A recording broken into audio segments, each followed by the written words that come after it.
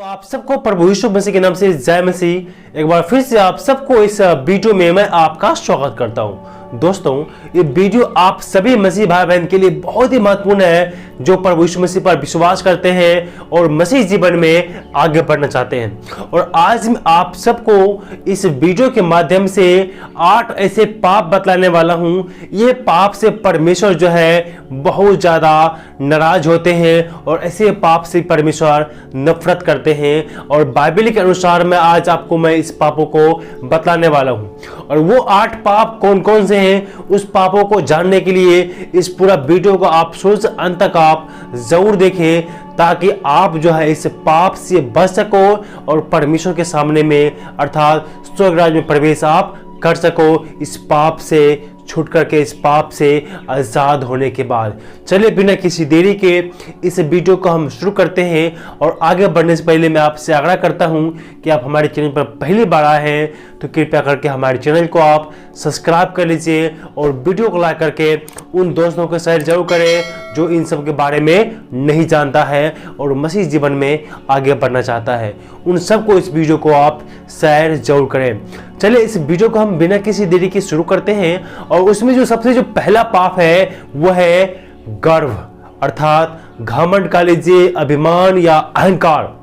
बहुत लोगों को अपने आप पर या अपने संपत्ति पर, अपने शक्ति पर या अपने आप पर अहंकार हो जाता है। लेकिन एक मसीही को जो है अहंकार या अभिमान या घमंड, जो भी आप समझते हैं, नहीं होना चाहिए। ये जो अहंकार वाले जो शब्द है ना, बहुत ही भयानक है। अहंकार से परमेश्वर जो है नफरत करता है। अगर आप अहंकार करते हैं तो निश्चय ही आप परमेश्वर को नाराज करते हैं।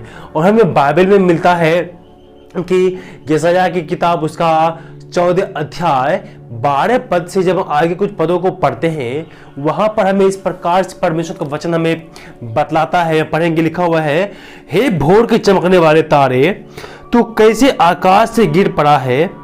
तू तो जाति जाति को हरा देता था, तू अब कैसे कटकर भूमि पर गिराया गया है।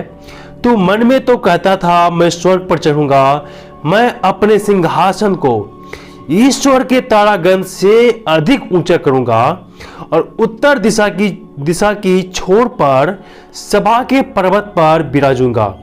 मैं मेघों से भी ऊंचे ऊंचे स्थानों के ऊपर चढ़ूंगा, मैं परम प्रधान के तुल्य हो जाऊंगा, मैं परम प्रधान के तुल्य हो जाऊंगा। मेरे प्रियो, ये जो पूरे पैराग्राफ जब आप 12 पद से लेकर के 23 पद तक पढ़ेंगे, आपको बिल्कुल समझ में आ जाएगा ये जो बात लिखा हुआ है, ये कौन घमंड कर रहा है, किसके बारे में लिखा हुआ है। ये वही है जिसे आज आप वर्तमान में शैतान के नाम से जानते हैं। लेकिन आज वो अपने आदत की वजह से वो शैतान कहलाता है। लेकिन जब वो सिरजा गया था, जब वो बनाया गया था, उसे एक अभिषेक स्वर्गदूत के रूप में बनाया गया था जिसका नाम लूसीफर था। और वो स्वर्ग में परमेश्वर की महिमा के लिए बीन बजाते थे, परमेश्वर की महिमा के लिए वो आराधना किया करते थे। और उसी की सुंदरता के ऊपर में, उसकी शक्ति के ऊपर में, उसके अपने आप के ऊपर में बहुत बड़ा घमंड आया, अर्थात अहंकार आया। उसने क्या कहा, तो मैं परमेश्वर के जो सिंहासन है उस पर मैं विराजूंगा और उससे भी अधिक ऊंचा अपने सिंहासन को करूंगा और मैं परमेश्वर के समान बन जाऊंगा। वो स्वर्गदूत लूसीफर ने अपने मन में ऐसा घमंड किया। याद रखिए मेरे प्रियो, वो परमेश्वर, जिस परमेश्वर ने उस स्वर्गदूत को रचा था, उस स्वर्गदूत को जब उस परमेश्वर ने बनाया था, उस स्वर्गदूत को अपने शक्ति के ऊपर में, अपने ऐश्वर्य के ऊपर में, अपने आप के ऊपर में, अपनी सुंदरता के ऊपर में घमंड आया। लेकिन घमंड करना या अभिमान करना, अहंकार करना परमेश्वर की दृष्टि में पाप है, पाप है। परमेश्वर ने उसको क्या किया, स्वर्ग से निष्कासित कर दिया, स्वर्ग से निकाल करके इस धरती पर फेंक दिया, इस धरती पर गिरा दिया। आज वही स्वर्गदूत लूसीफर और उसके साथ में 1/3 स्वर्गदूत को परमेश्वर ने धरती पर गिरा दिया, जिससे आप फॉरेन एंजल के बारे में जानते हैं। और वही जो है लूसीफर के साथ में जितने उनके साथ देने वाले जितने स्वर्गदूत थे, वो सारा आज संसार पर में गिरा गया, धरती पर गिरा दिया गया, वही अभी सारे संसार को, पूरी धरती को भरमा रहा है। वही स्वर्गदूत, वही साथ शैतान बन करके आपके पास आपके से परीक्षा लेता है। वही शैतान यीशु मसीह ने परीक्षा लिया था, वही शैतान आज सारे संसार को भरमा रहा है। अगर जो आपके अंदर में बुराई है, कुछ भी बुराई है, अगर आप बुरा सोचते हैं तो वो शैतान के आवेश में आके सोचते हैं, शैतान के उसके आपे में आके आप सोचते हैं। शैतान हर किसी के मन पर आज काबू पा लिया है। जो आप गंदे विचार लाते हो अपने मन में, वो भी शैतानी सोच है।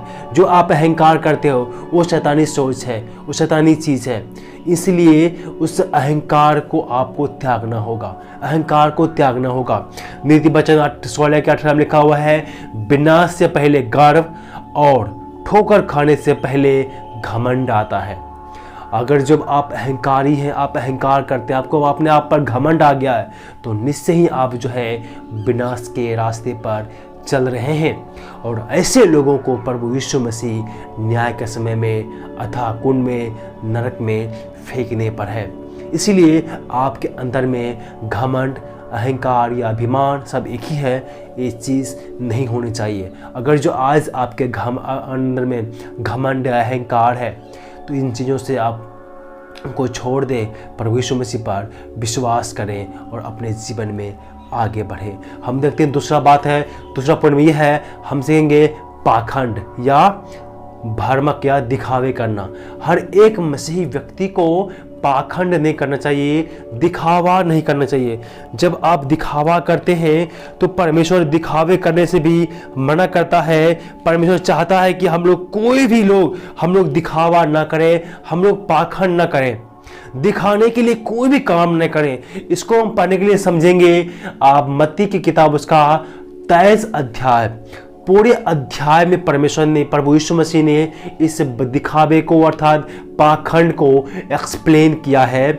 उसे बताया है कि किस प्रकार से जो सदूकी फरीसी लोग थे, वो किस प्रकार से वो दिखावा करते थे। इस पूरे चैप्टर में उसने हमें एक्सप्लेन किया है। हम कुछ पदों को पढ़ के आपको हम बताना चाहते हैं, जो हम पढ़ेंगे। 13 और 14 बचे लिखा हुआ है, हे कपटी शास्त्री और फरीसियों, तुम पर हाय, तुम मनुष्य को दिखाने के लिए स्वर्ग के राज का द्वार बंद करते हो, ना तो स्वयं ही उसमें प्रवेश करते हो और ना उसमें प्रवेश करने वालों को प्रवेश करने देते हो। हे कपटी शास्त्री और फरीसी, तुम पर हाय, तुम विधवाओं के घरों को खा जाते हो और दिखाने के लिए बड़ी देर तक प्रार्थना करते हो, इसलिए तुम्हें अधिक दंड मिलेगा। प्रियो, यहाँ पर प्रभु यीशु मसीह जितने सदूकी फरीसी लोग थे, उन सबों को हाय हाय बोला है, उन सबको धिक्कारा है कि तुम सब ऐसे सिर्फ दिखावा करते हो। तुम अपने आप को अच्छा साबित करने के लिए, अपने आप को दिखाने के लिए तुम चर्च में, मंदिरों में ज्यादा देर तक तुम प्रार्थना करते हो और ऐसे ऐसे जो नियम होते हैं लोगों को बतलाते हो, परमेश्वर के नियम के बारे में दूसरों को सिखाते हो, लेकिन तुम खुद उस पर नहीं चलते हो, तुम खुद उस पर नहीं चलते हो। और हम पढ़ेंगे, यहां पर लिखा हुआ है उसी का 28 में, इसी रीति से तुम भी ऊपर से मनुष्य को धर्मी दिखाते हो, परंतु भीतर कपट और अधर्म से भरे पड़े हुए हो।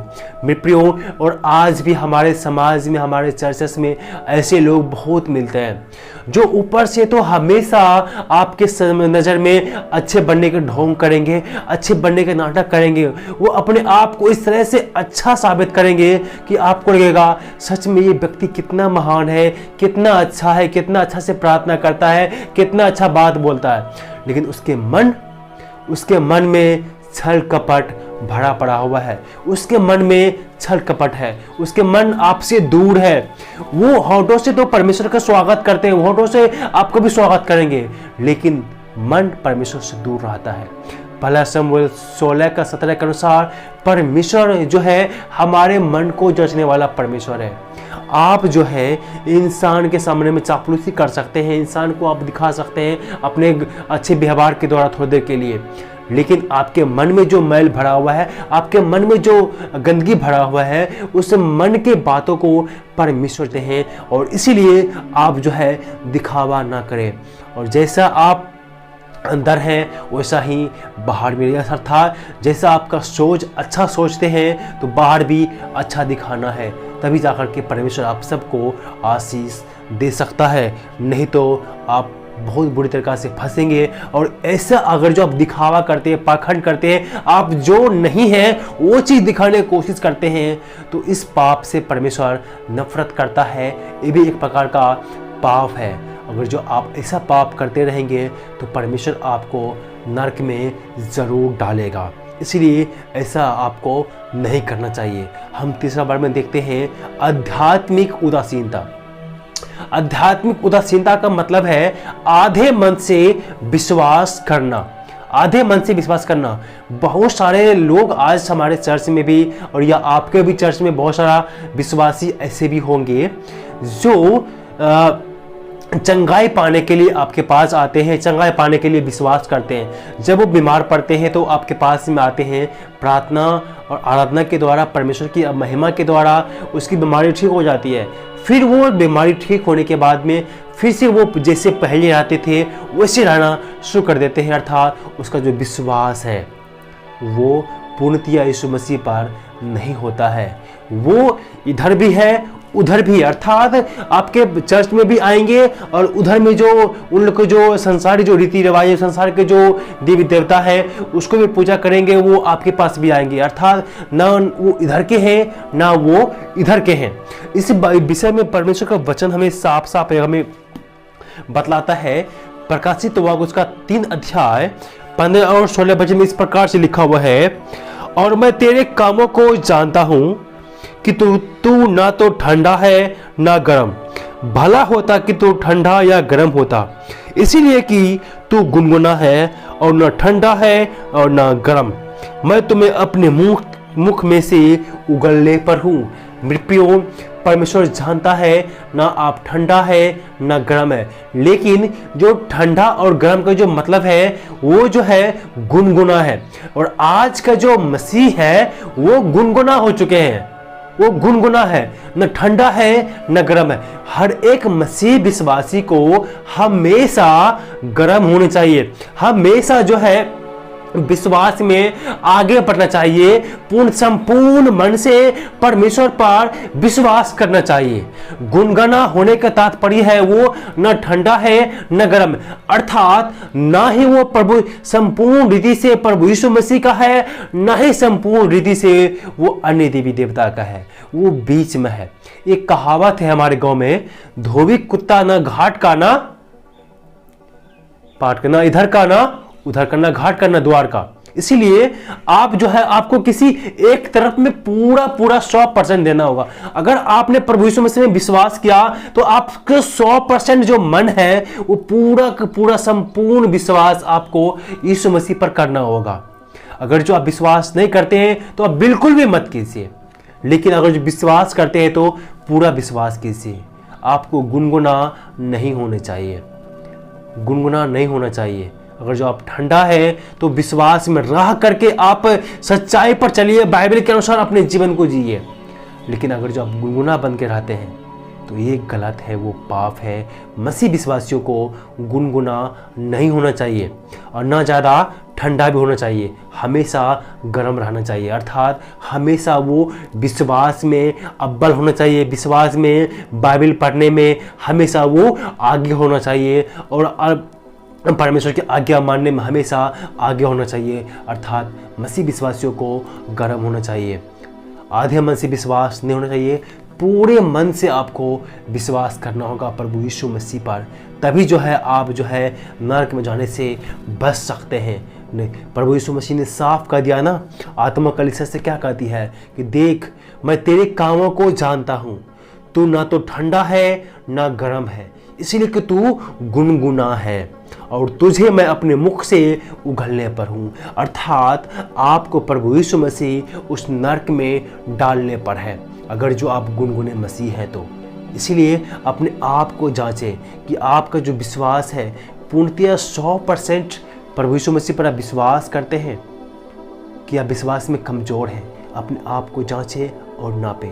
हम पढ़ेंगे अगले पॉइंट की तरफ में। अगला पॉइंट है प्रेम की कमी होना। हाँ, मसीह विश्वासी के जो है प्रेम की कमी होना भी एक तरह का पाप के जो रूप में इसे देखा जाता है। अगर जो आप मसीह विश्वासी या प्रभु यीशु मसीह में विश्वास करते हैं तो आपके अंदर में जो प्रेम है ना वो कम नहीं होना चाहिए, प्रेम और बढ़ना चाहिए।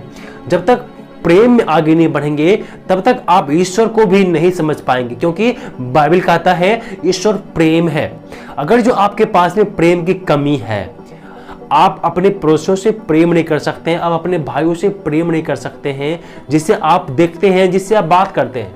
लेकिन यीशु को तो आपने नहीं देखा, परमेश्वर से आपने को नहीं देखा, उससे आप प्रेम कैसे कर पाएंगे? बाइबल में इस प्रकार से लिखा हुआ है, मत्ती 22 के 37 से 39 में यहाँ इस प्रकार से पढ़ते हैं, उसने उससे कहा, मतलब यीशु मसीह ने अपने चेलों से कहा, तू अपने परमेश्वर अपने प्रभु से अपने सारे मन और अपने सारे प्राण और अपने सारे बुद्धि के साथ प्रेम रख। बड़ी और मुख्य आज्ञा यही तो है, और उसी के समान यह दूसरा भी है कि तू अपने पड़ोसी से अपने समान प्रेम रख। यह दो सबसे महान आज्ञा के बारे में बताया गया कि तू सारे मन सारे शक्ति के साथ में तू परमेश्वर से प्रेम करना, और उसी के समान ये दूसरा बड़ी आज्ञा यह भी है कि तू अपने समान अपने पड़ोसी से प्रेम रखना। सबसे बड़ी आज्ञा यही है। लेकिन आजकल के जो भी मसीही लोग हैं, जो आजकल के जो मसीही का जो विडंबना है ना, अपने पड़ोसियों से वो उससे नहीं बनता। मैं बहुत सारे मसीहियों को भी जानता हूँ, मैं नाम नहीं लूँगा, उसके पड़ोसी से उसे नहीं बनता, उसे पड़ोसी में से रोज झगड़े होते हैं। पड़ोसी छोड़ो, अपने घर में भी रोज झगड़े करते हैं। तो किस प्रकार का प्रेम है आपका? आपका विश्वास किस प्रकार से है? क्या आप मसीह हैं?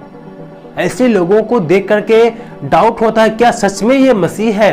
किसी पे ढोंग करते, दिखावा करते हैं मसीह होने का, दिखावा करते विश्वास होने का, दिखावा होते हैं कि वो चर्च जाने का। क्या आप दिखावा करते हैं?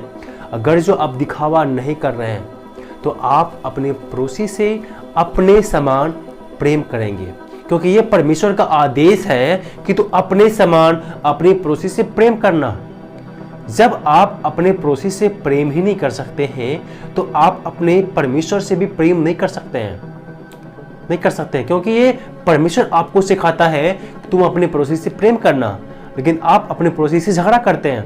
तो ये कैसा विश्वासी है आप? कैसा मसीह है? क्या यीशु मसीह ने आपको यही सिखाया है कि आप अपने पड़ोसी से झगड़ा करें? ऐसी बातें नहीं है। बाइबल हमें इस प्रकार की शिक्षा नहीं देता। बाइबल हमें बतलाता है कि तो अपने पड़ोसी से अपने समान को प्रेम करना, उससे मिलकर रहना, उनके साथ में बैठना उठना, उससे बातें करना और प्रेम पूर्वक अपने समाज में रहना। लेकिन आजकल के मसीह की विडंबना यही है कि रोज झगड़े होते हैं। ऐसे मसीह विश्वास में कमजोर है या बाइबल को नहीं पढ़ता, सिर्फ वो ढोंग करते हैं, दिखावा करते हैं, पाखंड करते हैं सिर्फ मसीह होने का। अगर जो आपके अंदर में प्रेम की कमी है तो अभी से उस कमी को दूर कीजिए, नहीं तो परमेश्वर इस पाप से नाराज होगा और आपको नरक में जरूर डालेगा। इसीलिए नरक से बचना चाहते हैं तो अपने अंदर में जो प्रेम की कमी है उसे जागृत कीजिए, बाइबल को पढ़िए, प्रार्थना कीजिए, परमेश्वर से अगुवाई मांगिए, उससे बुद्धि ज्ञान मांगिए, ताकि आप जो है प्रेम में आगे बढ़ सको और आप जो है अपने पड़ोसी से अच्छा व्यवहार रख सको। ये था चौथा नंबर, प्रेम की कमी। और हम देखेंगे पांचवा बार में क्षमा ना करना। मेरे प्रियो, आज मसीह जगत में भी ऐसा देखा जाता है कि एक दूसरे को माफ़ नहीं करता। थोड़ा सा गलती होने के बाद में बहुत बड़ा गुस्सा करेगा या झगड़ा करेगा, या बहुत कोई गुनहगार कर जाते हैं तो उसे वो माफ़ नहीं करते। मान लीजिए किसी से आपको कोई पैसा आपको मांग के ले गया, वो नहीं दे पा रहा है, तो उसे भी जो है लोग माफ़ नहीं करते हैं, उसे बहुत बड़ा उससे झगड़ा कर बैठते हैं रुपये के चक्कर में आकर के। लेकिन ऐसा मसीह विश्वासी को ऐसा नहीं होना चाहिए, ऐसा नहीं होना चाहिए। मत्ती उसका 18 अध्याय 21 से 35 में जो निर्दयी सेवक का दृष्टांत है, इसे आप अच्छी तरह से पढ़ लीजिएगा, तब आप क्षमा करना सीख जाएंगे। क्योंकि आप अगर दूसरों को क्षमा नहीं करेंगे तो परमेश्वर भी आपके अपराध को क्षमा नहीं करेगा। हम बाइबल में पढ़ते हैं मत्ती 6 अध्याय 14 और 15 वचन इस प्रकार से लिखा हुआ है, इसलिए यदि तुम मनुष्य के अपराध क्षमा करोगे तो तुम्हारा स्वर्गीय पिता भी तुम्हें क्षमा करेगा, और यदि तुम मनुष्यों के अपराध क्षमा ना करोगे तो तुम्हारा पिता भी तुम्हारे अपराध क्षमा नहीं करेगा। इसीलिए मसीह विश्वासियों को चाहिए एक दूसरे को माफ़ी देना, क्षमा देना। अगर जो आप अपने सगी भाइयों को माफ़ी नहीं दे सकते, क्षमा नहीं कर सकते हैं, तो आप भी तो परमेश्वर के खिलाफ में पाप किया है, तो आपको भी परमेश्वर माफ़ नहीं करेगा, आपको भी सजा देगा परमेश्वर। इसीलिए मसीह विश्वासी को चाहिए पाप को क्षमा करना, अर्थात गलती को क्षमा देना। जो कोई आपके खिलाफ में गुनाह किया है, अपराध किया है, उसे आप माफ़ करेंगे, उसे आप क्षमा करेंगे, तभी जो है आपको भी आपका गुनाह परमेश्वर आपको माफ़ करेगा। याद कीजिए, परमेश्वर ने आपके गुनाह के लिए उस क्रूस पर बलिदान हुआ, और आप जिस प्रकार से परमेश्वर का पुत्र प्रभु यीशु मसीह भी आपको माफ़ किया है आपके पापों के लिए, उसी प्रकार से आपको अपने भाइयों को, अपने दोस्तों को, अपने रिश्तेदारों को आपके के खिलाफ जो भी गलती किया है उसे भी आपको माफ़ी देना है और बताना है कि दोबारा ऐसी गलती ना करना। इसीलिए इन चीज़ों को आपको ध्यान रखना होगा, तभी आप जो है मसीह जीवन में आगे बढ़ सकते हैं। अगर जो आप चाहते हैं कि परमेश्वर आपसे नाराज़ ना हो, परमेश्वर आपसे खुश रहे, तो ये जो मैं आपको बतला रहा हूँ, इन चीज़ों को आप अच्छी तरह से मानिए, इस आज्ञाओं को आप पालन कीजिए। मेरे प्रियो, वीडियो बहुत लंबा हो रहा है। मैं इस वीडियो में आपको 8 बातें बतलाने वाला था, लेकिन वीडियो लंबा होने के कारण से मैं सिर्फ 5 तक ही सीमित रहूँगा। आने वाले जो पॉइंट्स हैं आने वाले वीडियो में आपको मैं कमेंट्स करेंगे तो मैं आपको ज़रूर बतलाऊँगा, और आने वाले जो 3 पॉइंट्स और जो बचा हुआ है, अगर वो आप जानना चाहते हैं तो मुझे कॉमेंट्स कीजिए। मैं उन चीज़ों को भी आपको इस अलग से वीडियो बना करके उसे भी कवर जरूर करूंगा। और ये 5 बातें जो मैंने आपको इस वीडियो में बतलाया हूँ, इन 5 पाप जो है आपके जीवन में है, तो उसे अभी से निकाल फेंकिए और परमेश्वर से क्षमा मांग करके आप आगे बढ़िए। बाइबल को पढ़िए और प्रार्थना कीजिए, परमेश्वर से प्रार्थना कीजिए कि इन पाप से बचने में आपको वो मदद करेगा, तभी आप इन पापों से छूट सकते हैं। मैं उम्मीद करता हूँ कि इस वीडियो के द्वारा परमेश्वर आप सबको आशीष दिया होगा।